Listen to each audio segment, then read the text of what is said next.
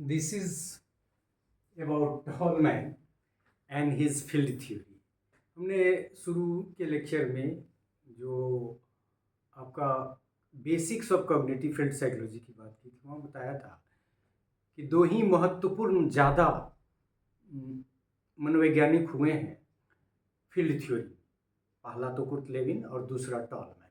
बाकी लोगों का काम है, एक तो हमारे सिलेबस में भी नहीं है, एमएड के सिलेबस में, और दूसरा कि उन लोगों का काम या उनका इम्पोर्टेंस हो सकता है हमारा ज्ञान ही कम हो, लेकिन मेरे अनुसार कि उन लोगों का काम भी उतना इम्पोर्टेंट नहीं है। सो टॉलमैन हम मानते हैं कि is the second among the field theorist. So Tolman and his field theory, his contribution as a field theorist are distinct and independent. ऐसा नहीं है कि उन्होंने कुर्ट लेविन को फॉलो किया है, बहुत सारे कंसेप्ट बिल्कुल डिफरेंट है, और ख़ास के साइन लर्निंग का जो कंसेप्ट है वो थ्योरी उन्होंने लर्निंग की दी है, जबकि कुर्ट लेविन की कोई लर्निंग की थ्योरी एज सच है नहीं. He has stressed that the organism learns a cognitive map to whole situation. मैं पीछे का एक लेक्चर देख रहा था ऐसे ही, तो हम वो बता रहे थे कि कैसे चूहा के दिमाग में फ़ोटो बन जाता है रास्ते का, उसी को उन्होंने कॉग्निटिव मैप कहा. जैसे आपके दिमाग में कोई मैप बन जाता है, और मैप वही नहीं कि यहाँ से आप किसी पर्टिकुलर प्लेस पे जा रहे हैं तो जाने आने का रास्ता अंकित हो जाता है. Everything comes in the domain of your mind, and that is the cognitive map. Gradually we shall understand in more detail. So he stressed that organism learns a cognitive map of the whole situation. और हम कई बार example दे भी चुके हैं, शायद class में भी देते हैं, कि जासूसी फिल्म में देखते हैं कि बाएं हाथ से यहाँ बार हुआ है तो ये हुआ, ये सब लेकिन इसके इतर भी बहुत सारी बातें हैं इसमें. In other word, he states that the organism requires the knowledge of warning situation as a whole. पूरा holistic जो कहीं ना कहीं गेस्टाल्ट का भी अप्रोच है. As Tolman deals with concept of cognitive map, which represents a kind of field in the brain of the organism. मतलब organism के ब्रेन में लर्निंग के सिचुएशन का एक फील्ड बन जाता है. This map in brain makes the organism able to run from one place to another. चूंकि उनका एक्सपेरिमेंट रैट पे है और उन्होंने ब्लॉक किया था, 3 एक्सपेरिमेंट हम लोग चर्चा करेंगे भी आगे तो और आपका क्लियर होगा, लेकिन वो रास्ता याद कर लेता था दिमाग में चूहा. ये मुख्य बातें हैं जो आपको समझनी है. Explaining this movement from one place to another, एक जगह से दूसरी जगह तक जाते हुए आसपास की चीज़ों को भी दिमाग में चूहा रख लेता है और इसकी वजह से कुछ एक्सपेरिमेंट करता है. Movement from one place to another without depending upon bodily movements, he becomes a field psychologist. और ये फील्ड साइकोलॉजिस्ट इसी तरह से बने कि वो फील्ड का कंसेप्ट दिया, कॉग्निटिव फील्ड का कंसेप्ट दिया, साइन लर्निंग का कंसेप्ट दिया, और ब्रेन में फील्ड के बनने का कंसेप्ट दिया.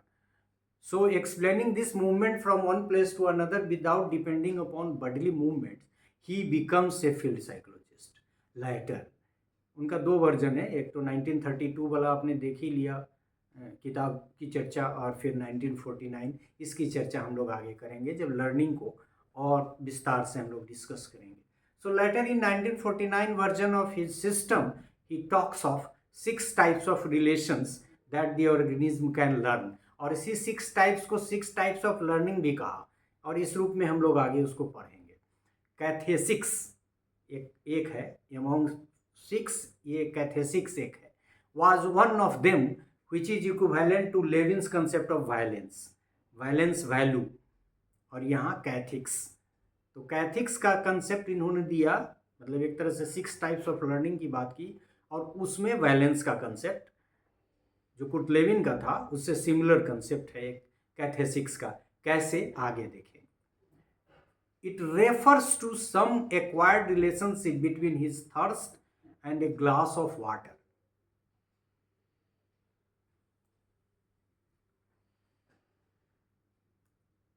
ये कैथेसिक्स का जो कंसेप्ट है उसमें लिया कि it refers to some acquired relationship between his thirst and a glass of water, मतलब पानी और ग्लास के बीच के रिलेशनशिप से इसको एक्सप्लेन किया।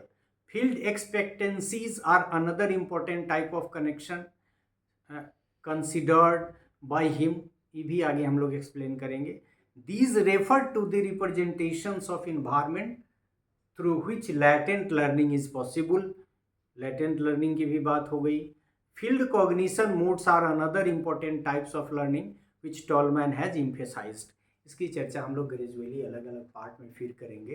तो कैथेसिक्स, फील्ड एक्सपेक्टेशंस, ये लैटेंट लर्निंग, फील्ड कॉग्निशन, इस तरह के बहुत सारे कंसेप्ट्स को जो 6 टाइप्स के बाद में 1949 का जो उनका वर्जन हुआ उसमें जो दिया, तो उसमें ये सारी चीज़ें थी। यहाँ सिर्फ ये कि कैसे टॉलमैन कॉग्निटिव फील्ड साइकोलॉजिस्ट थे। कई बार लोग ये कहते हैं कि ये फील्ड साइकोलॉजिस्ट कैसे थे, इसी क्लेम के अगेंस्ट में ये सारी बातें कही जा सकती है।